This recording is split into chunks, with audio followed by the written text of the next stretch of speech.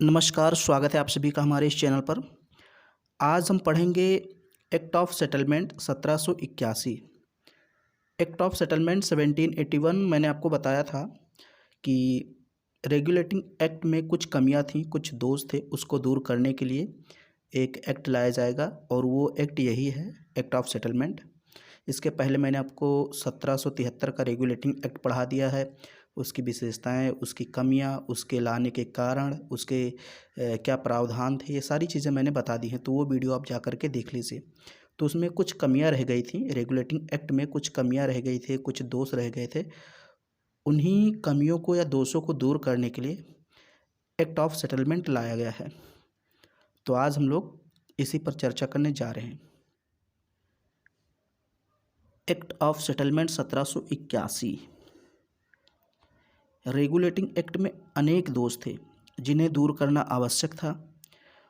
उस समय परिषद और सर्वोच्च न्यायालय के मध्य विवाद बना हुआ था, अतः इन विवादों का निपटारा करना भी जरूरी था। अधिनियम की ऐसी दोषयुक्त कार्यप्रणाली से ब्रिटिश सरकार ने अनुभव किया कि वह भारत में कंपनी शासन को संसदीय नियंत्रण में रखने में असफल रही है। शुरुआत में ही मैंने बताया कि एक्ट ऑफ सेटलमेंट 1781 लाने का सबसे बड़ा उद्देश्य यही था कि रेगुलेटिंग एक्ट में जो कमियां हैं, जो दोष हैं, उनको दूर किया जाए। तो रेगुलेटिंग एक्ट 1773 में जो सबसे बड़ी कमी थी वो थी परिषद और सर्वोच्च न्यायालय के मध्य शक्तियों को लेकर के। यानी कि जो गवर्नर जनरल की परिषद थी और जो सर्वोच्च न्यायालय था, उसके मध्य शक्तियों का स्पष्ट विभाजन नहीं था। कौन ज़्यादा पावरफुल है, इसको लेकर कहीं उल्लेख नहीं किया गया था स्पष्ट रूप से। तो दोनों एक दूसरे को अपने अधीन रखना चाहती थी। गवर्नर जनरल की परिषद चाहती थी कि हम सर्वोच्च न्यायालय को अपने अंडर में रखें, और सर्वोच्च न्यायालय कहती थी कि नहीं, तुम हमारे अधिकार क्षेत्र में आते हो, हम तुमसे उच्च हैं। तो ये विवाद बना हुआ था। तो ब्रिटिश सरकार को ऐसा लगा कि अगर ये दोनों भारत में ऐसे लड़ते रहेंगे तो हम धीरे धीरे भारत में अपना नियंत्रण खो देंगे। तो इसलिए ब्रिटिश सरकार ने इसको दूर करने का प्रयास किया और 1781 में दो समितियों की नियुक्ति की, एक प्रवर समिति, एक गुप्त समिति। ये इंग्लैंड में इसकी नियुक्ति की गई। समितियों की नियुक्ति की जाती है किसी विशेष कार्य को अंजाम देने के लिए, करने के लिए। तो प्रवर समिति क्या थी? प्रवर समिति की अध्यक्षता एडमंड बर्क ने की, यानी इसके अध्यक्ष एडमंड बर्क थे। और प्रवर समिति का कार्य था भारत में न्याय व्यवस्था को देखना, उच्चतम न्यायालय यानी सर्वोच्च न्यायालय, उच्चतम न्यायालय तथा सर्वोच्च परिषद के मध्य संबंधों की जांच करना, ये कार्य इसको सौंपा गया कि भारत में न्याय व्यवस्था कैसा है इसकी जानकारी मुझे दो, और उच्चतम न्यायालय तथा सर्वोच्च न्यायालय के मध्य संबंध कैसे हैं उसकी जानकारी दो। ब्रिटिश सरकार ने ये काम दिया प्रवर समिति को। अब जो गुप्त समिति थी, ब्रिटिश सरकार ने इसकी भी नियुक्ति की। इसका अध्यक्ष था डंडास। गुप्त समिति का अध्यक्ष कौन था? डंडास। और इसे कहा गया कि तुम जाओ भारत में और गुप्त रूप से हमें सूचनाएं भेजना। मतलब एक गुप्त रूप से कार्य करता था। तो अब ये दो समितियां अपना रिपोर्ट देती हैं और उसी के आधार पर 1781 का जो कानून है यानी एक्ट ऑफ सेटलमेंट है उसको पारित किया जाता है।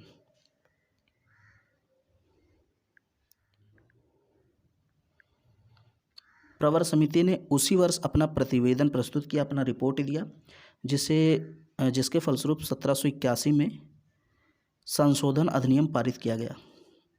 इस अधिनियम को एक्ट ऑफ सेटलमेंट 1781 और बंगाल व्यवस्था अधिनियम 1781 के नाम से भी जाना जाता है। तो प्रवर समिति ने अपना रिपोर्ट दिया और उसके तुरंत बाद ही 1781 में एक अधिनियम पारित किया गया, यानी कि संशोधन अधिनियम जिसे कहते हैं।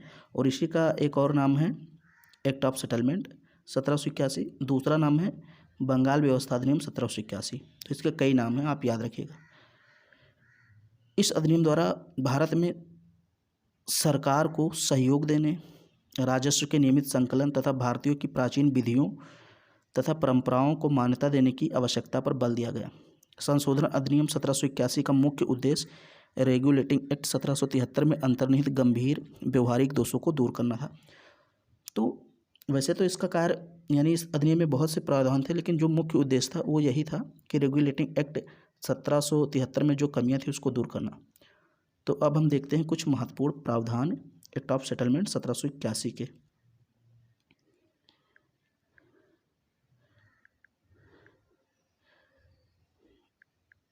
एक्ट ऑफ सेटलमेंट 1781 के प्रावधान। पहला प्रावधान है, इस एक्ट के द्वारा कलकत्ता की सरकार को बंगाल, बिहार और उड़ीसा के लिए भी विधि निर्माण बनाने का प्राधिकार प्रदान किया गया। प्राधिकार मतलब अधिकार ही होता है। इस प्रकार अब कलकत्ता की सरकार को विधि बनाने के दो स्रोत प्राप्त हो गए। पहला रेगुलेटिंग एक्ट के अधीन व कलकत्ता प्रेसिडेंसी के लिए, और दूसरा एक्ट ऑफ सेटलमेंट के अधीन बंगाल, बिहार, उड़ीसा के लिए दीवानी प्रदेशों के लिए विधि निर्मित कर सकती थी।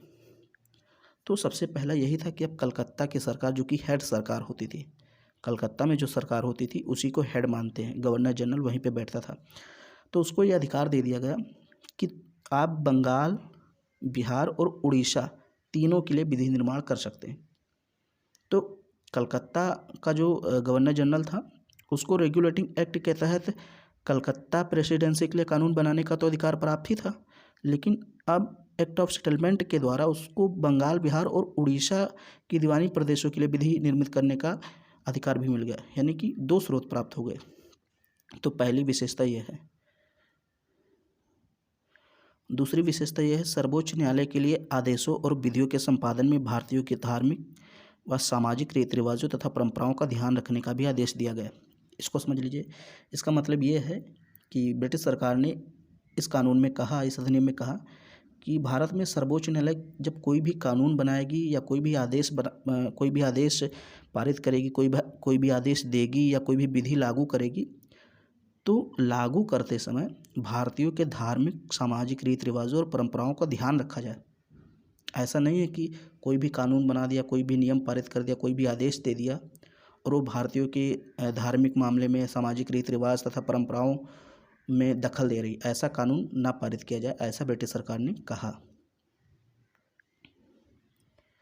गवर्नर जनरल इन काउंसिल को सर्वोच्च न्यायालय की अधिकारिता से मुक्त कर दिया गया, अर्थात गवर्नर जनरल की परिषद अब जो नियम बनाएगी उसे उच्चतम न्यायालय के पास पंजीकृत कराना आवश्यक नहीं होगा। अब पहले क्या होता था कि जो गवर्नर जनरल और उसकी 4 सदस्यीय परिषद होती थी, उसको कोई भी अगर कानून मान लीजिए बनाना है या कोई भी नियम बनाना है, तो सबसे पहले उसको सर्वोच्च न्यायालय के पास पंजीकृत कराना पड़ता था। लेकिन अब ऐसा नहीं था, अब उसको सर्वोच्च न्यायालय के कार्य क्षेत्र से, यानी अधिकार क्षेत्र से बाहर कर दिया गया कि आप स्वतंत्र होकर नियम बना सकते हैं, आप सर्वोच्च न्यायालय के पास पंजीकृत कराने की जरूरत नहीं है।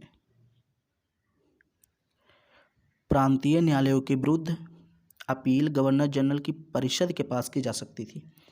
कहने का मतलब ये है कि पहले क्या होता था, प्रांतीय न्यायालयों के विरुद्ध अपील सर्वोच्च न्यायालय में की जाती थी, लेकिन अब नियम बदल दिया गया और कहा गया आप प्रांतीय न्यायालय के निर्णय से अगर संतुष्ट नहीं हैं तो आप सर्वोच्च न्यायालय मत जाइए, आप सीधे कहाँ चले जाइए, गवर्नर जनरल की परिषद के पास, और वहाँ अपील कीजिए। तो ये नियम हो गया। दूसरा था 5,000 पाउंड या अधिक मूल्य के मामले सपरिषद ब्रिटिश सम्राट के पास भेजे जा सकते हैं। मतलब अगर 5,000 पाउंड या इससे अधिक मामला का कोई मुकदमा है तो अब उसका निर्णय सुप्रीम कोर्ट यानी सर्वोच्च न्यायालय या फिर गवर्नर जनरल की परिषद नहीं करेगी, उसका निर्णय सीधे ब्रिटिश सम्राट करेगा, यानी इंग्लैंड में बैठा है वो करेगा। तो ये दो चेंज हुए। फिर है सर्वोच्च न्यायालय की शक्ति को सीमित करते हुए इसकी राजस्व अधिकारिता को सीमित कर दिया गया तथा स्थानीय नियमों को ध्यान में रखकर नए कानूनों को परिवर्तित करने का आदेश दिया गया। मतलब कहा गया कि पहले होता था कि सर्वोच्च न्यायालय को राजस्व के क्षेत्र में भी अधिकार प्राप्त थे, लेकिन अब उसके उस अधिकार को सीमित कर दिया गया, समाप्त कर दिया गया। और ये उससे ये भी कहा गया कि अगर आप कोई भी नियम बनाए, तो मैंने बताया ही, या कोई भी मान लीजिए कानून बना हुआ है तो उसको आप बदल दीजिए वहाँ के स्थानीय नियमों को ध्यान में रखकर। मान लीजिए वहाँ पर जो जनता है उसके धार्मिक रीति रिवाज, उसके सामाजिक परंपराएं या उसकी सामाजिक मान्यताएं कुछ और हैं और आपने उसके विरुद्ध कोई कानून बना रखे हैं तो उसमें परिवर्तन कीजिए, ये भी निर्देश दिया गया। और ये भी कहा गया कि आगे जो भी कानून बनाइए उनके धार्मिक रीति रिवाजों, परंपराओं को ध्यान में रखकर बनाइए। तो ये तो मैंने बताया ही था। इस संशोधित अधिनियम के द्वारा सर्वोच्च न्यायालय पर कंपनी के कर्मचारियों के विरुद्ध कार्रवाई करने पर रोक लगा दी गई जो उन्होंने एक सरकारी अधिकारी की हैसियत से किया हो। ये भी कहा गया कि जो कंपनी के अधिकारी हैं या जो भी कर्मचारी हैं वो सर्वोच्च न्यायालय के कार्य क्षेत्र से बाहर हैं। मतलब वो कोई भी कार्य करेंगे, सर्वोच्च न्यायालय उसमें दखलंदाजी नहीं देगी, उनके विरुद्ध कोई कार्रवाई नहीं कर सकती है, क्योंकि वो सरकारी अधिकारी की हैसियत से वो काम कर रहे हैं। भाई कंपनी के अधिकारी हैं तो उस पर सर्वोच्च न्यायालय अब कोई भी पाबंदी या कोई भी कार्रवाई नहीं कर सकती थी, कोई भी पाबंदी नहीं लगा सकती थी।